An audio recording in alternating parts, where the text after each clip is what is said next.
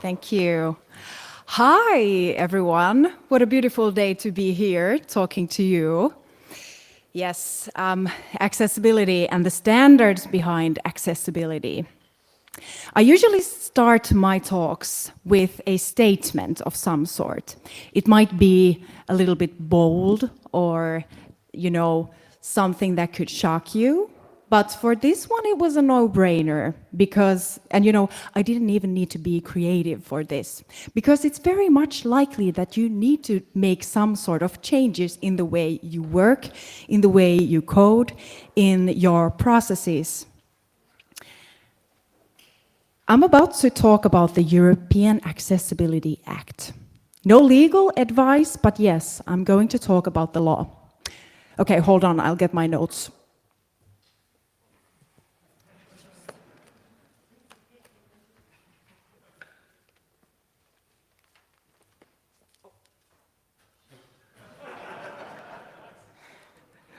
Okay, gotcha.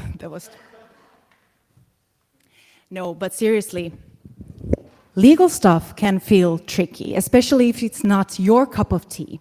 So my goal today is to give you the basics of the upcoming legal changes and kind of just tell you in an understandable way what's about to happen. And I really tried to go into my mentalist mode and, predict what you're thinking. And the first thing, I could imagine you sitting there and hearing that there is something new coming up that's going to change the way I work. Yes! Great, I need to change something. Excitement. And after the first excitement, the first serious question is, okay, does this concern me? Is this something I should be worried about? Well, after that, if you get to know that, okay, this is something that I should be worried about, the next questions most likely are, well, what is it? Now I'm curious about what it includes, that I know that I need to comply. Then what it means in practice. Why comes after that. And then, the inner skeptic in us is asking, what if I don't do it? What are the consequences? And I will try to answer all of these questions. So first, I will tell who the Act applies to, after which I'll tell what it means in practice, then why this is so important, and then, if you're still not convinced, the consequences of non-compliance. But yeah, I think it's a good time to introduce myself. Oh, I left some dust there. Hi, my name is Marianna Österlund, and I work as an accessibility specialist at Selko Digital. My focus is on the cognitive side of accessibility, which means understandability. I work a lot with plain language, for example. So if there's any technical questions in the Q&A section, I'll just pass them right over to Evis there. You're welcome. But yes, let's get this party started. So keep listening if you work with the following products or services.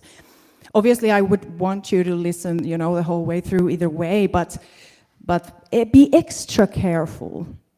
If you work with products such as computers and operating systems, if you work with ATMs, ticketing, check-in machines, basically service terminals, smartphones, TV equipment related to digital television services, e-readers, and if you work with services such as telecommunication services, audiovisual media services, passenger transportation services, e-book services, e-commerce platforms, and banking services.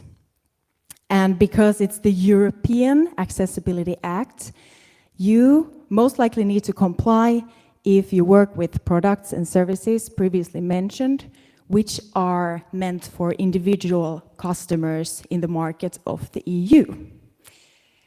And the thing about the new act is that it's really not bringing that much new into the technical or the digital side of accessibility. It rather just broadens the already existing legislation to even wider range of services. So basically, when I'm telling you about this new act, everybody gets a recap of the already existing stuff. And obviously, my focus is on digital accessibility today. Self-service, like terminals and stuff, these are services where the digital and physical accessibility are kind of combined. So there might be some additional requirements and things related to that, but we will keep it on the technical side today, or the digital side. Yeah, and also you need to comply if you work in the public sector, but that's already old stuff.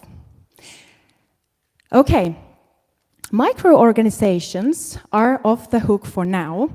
So the Act only applies to organizations which have over 10 employees, which means 10 or more, and which annual turnover is over 2 million euros, or their annual balance sheet total is over 2 million euros. But let's just say that if you would set up a new web shop or whatever, and you're expecting to grow rapidly, accessibility and this act is something you should take into account from the beginning, because everything is cheaper when you do it, you know, right away. I'll be using e-commerce as an example a lot today, because I'm assuming that's something that concerns quite many of us. In fact, I'm curious, if you work with e-commerce in some way, please raise your hand. Yeah, a few hands. Okay. But I just want to specify the context of e-commerce in this sense, because I don't know if it's just the translation thing, but at least in Finnish, e-commerce can be thought of, you know, merely like web shops, places where transactions happen, where the money flows, you know, where you can buy something. But in the sense of this act, e-commerce is also a service where a consumer can remotely make an agreement to purchase something. So if I was, you know, to book an appointment to the hairdressers through an app or a website, that would also count as e-commerce in this sense. And one good way to know if your business is subject to this is if it's subject to the consumer protection law. So these two go hand in hand. That should make it easier. So yeah, online retail stores, mobile shopping applications, digital marketplaces, subscription-based services, and online booking and reservation platforms. So I'll just ask, again, out of curiosity, do you work in e-commerce? I think maybe a little bit more hands. Okay, a lot of talking, but I really wanted to make this simple just to, you know, get a recap of what's been told. I made this little graph where you can check whether you need to apply or not. So the first question is, do you provide a service I earlier mentioned, which is meant for individual customers? If not, you most likely are not affected. Oh, and also, when we're thinking about B2B services, there might be some services that an individual can buy, even though it's B2B. It still is under this act, so you need to be careful there. Okay, if yes, the next question is, does your organization have over 10 employees, 10 or more? And by this, I mean the whole organization, not just the web shop or a part of the service. So the whole organization. Okay, if not, most likely you're not affected.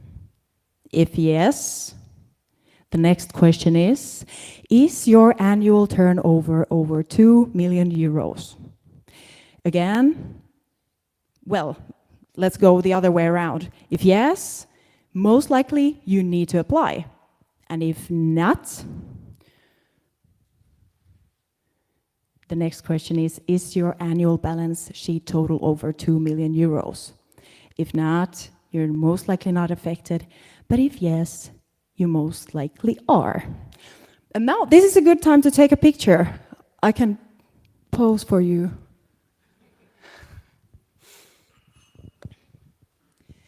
All right. Now that we know let's talk about what this means. Okay, the purpose of the EAA is to harmonize accessibility requirements within the EU. And as I said before, this complements already existing EU directives, which is, for example, the Web Accessibility Directive. What this means in the legislation is that each member state can actually determine its own legislation. But the good news is that the basics are the same everywhere, so you're kind of safe, you know, because we're all in this together. That was a weird place for a musical segment. About the application, though, all businesses that are operating within the EU market, regardless of the country of origin, need to apply. So let's say that you have a business in the States, and your product or service can be bought from EU. You're offering your service to the market of the EU. You still need to comply, even if you don't have any physical presence. So if you haven't gotten a wedding invitation yet, I try to make it look pretty, so at least you have one save the date notice for this year. 28th of June, so in 1 month, is the day when the transitioning time ends to this act. So this has actually been around since 23. And after that time, services need to be accessible. And only accessible products can be placed in the EU market after that date. And those who comply, they get free movement. So if this is new to you, you might sweat a little bit. Don't worry, I'm too. But it's never too late. It's just, you know, you need to get this party started. Well, what it means in practice, let's go there.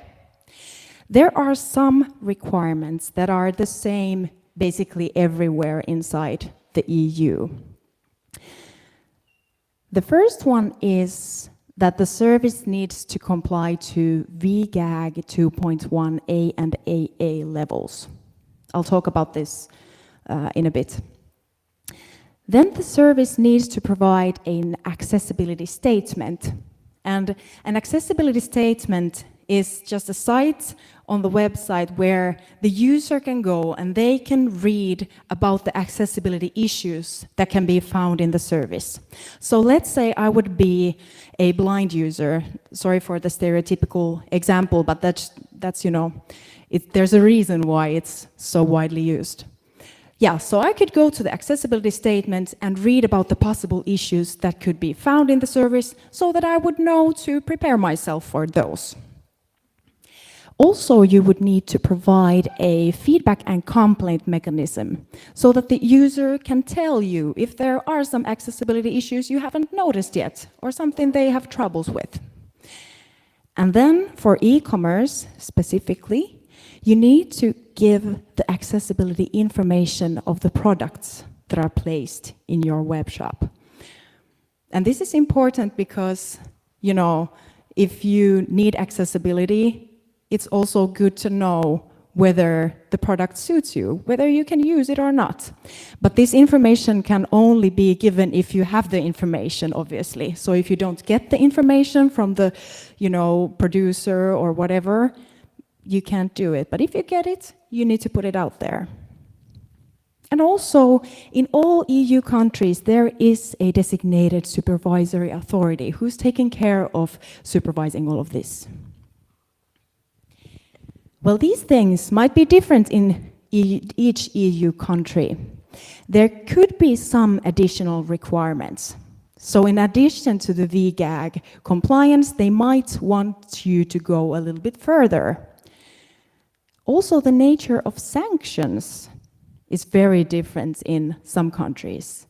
In some countries, they might just, you know, pat you on the head and be like, hey, could you?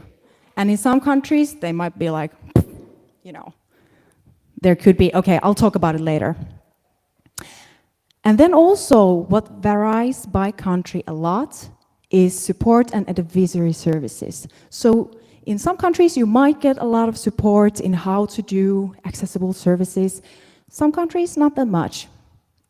And in some countries, for example, web shops have a reporting obligation not just to the users, but to the supervisory authority.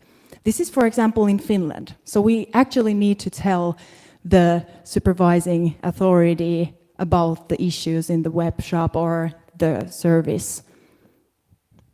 But the bottom line and the purpose of all of this is to make services accessible. Make it accessible for everyone, regardless of the way how they use the internet, to remove barriers and make it more equal. And meeting these requirements, it's just the steps to get there. But okay, in practice, what does this mean?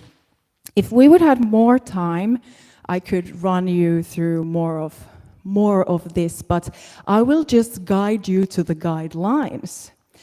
So the Web Content Accessibility Guidelines is something you should be looking up to when you're working with development. This is the guideline for example, websites and online stores that you could use, also suitable for mobile apps. And look into A and AA levels. Those are the levels that are required by the law. And the current version of this guideline is VGAG 2.1, but VGAG 2.2 is already published, and I recommend that you comply already now to 2.2, because in the future it's going to be in the legislation. It's not yet, but then you're already a few steps ahead. But what the Web Content Accessibility Guidelines does is that it gives you hands-on information on how to do your job. So it just gives you more tools. When we're thinking, service-wise, what to do, if you have an already existing service and this is new to you, first, assess the current state. It's important to know where you're at right now, so you know what to do next. And experts can help in that. Experts can provide you, for example, an accessibility audit where you get to know the current state and the exact errors that are there, and also tips on how to fix it. Also, accessibility requires specialization. It's not, something that is forgiven. And you don't need to be a professional right away. You can learn as we go. And for example, in a good accessibility audit, you get a lot of information where you can learn, and then you know where to look more. But yes, also one important thing is that accessibility requires ongoing maintenance. It's not a one-time fix. So what we do every day actually shapes the level of accessibility. In many levels, it's not just code-wise, but when content is being produced in the service, new products are put up there, we need to know what we're doing so that we can keep up with the level. And because I can't teach you everything right now, I tried to gather some free resources where you can learn about accessibility. So there is the Web Accessibility Initiative, there is Web Accessibility in Mind. Then you can also read more from Accessible EU, the European Commission Initiative, the Ally Project, and Microsoft Accessibility Learning Resources. There you get some sort of tutorials, explanations, checklists, articles. That's a way to get started. And then you at least know where to look for more and where to learn more. All right, let's get to the why part. What is this all about? Well, accessibility is all about the users. And in fact, the best usability starts with actually being able to use the service, Because for some users, if the service is not accessible, the imaginary door to the whole service or the shop would be closed and they wouldn't get in. So accessibility makes sure that everybody can do what they want to do. They could buy, and also it makes it more appealing for just anybody. That's the good perk of it. Also, it's your responsibility, for sure. But I also want to tell you a little bit more about the impact on people. So it is estimated that about 26.8% of individuals who are over 16 years old in the EU have some sort of disability, which means 101 million people. So that's quite a lot of people who are affected. And only half of disabled people actually use the internet. That's huge, I think. And one reason for that is that the service is not accessible. You actually just can't use it. It's too hard to use, or something else is wrong. Also, that means that millions of people are left outside of services without accessibility. So basically, impact on people has an impact on your business. Let's just put it that way. So 1 in 4 basically is affected, which means that 1 in 8 is excluded. So business-wise, some potential customers are left outside. In addition to opening up your business to all its possible customers, there are other surprising perks of accessibility, which you maybe don't think about right away. Well, usually when we start working with accessibility, we really need to think about the way we work in our everyday life, which leads to more unified ways of working.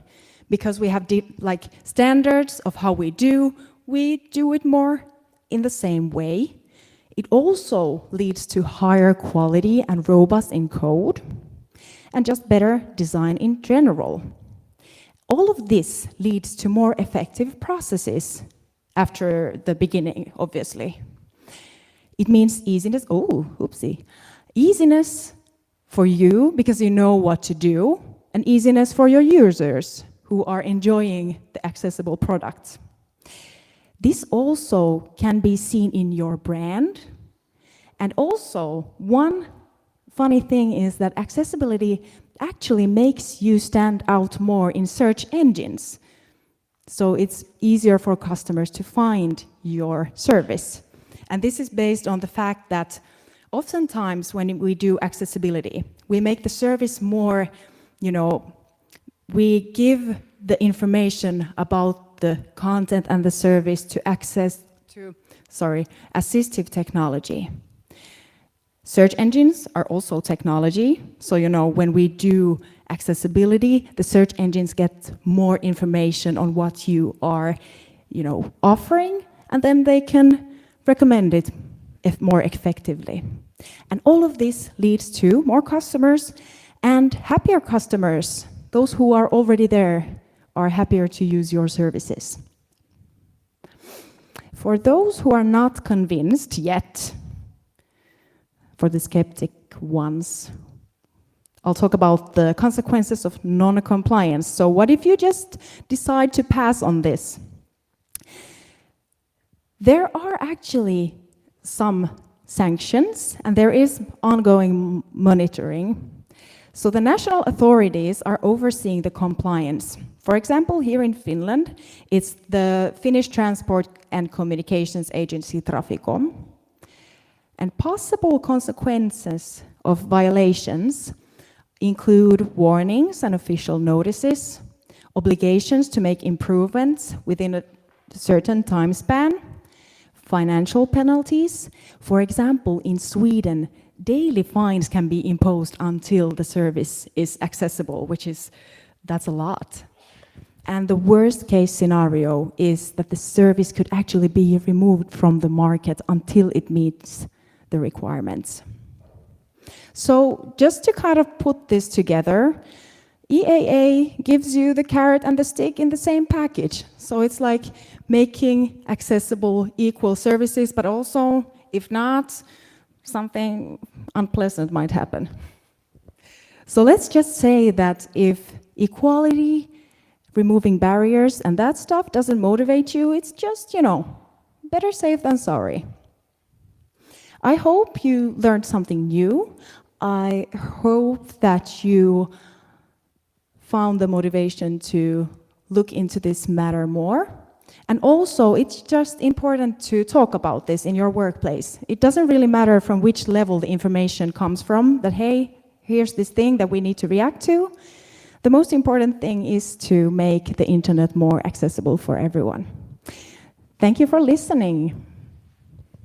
Round of applause, yes.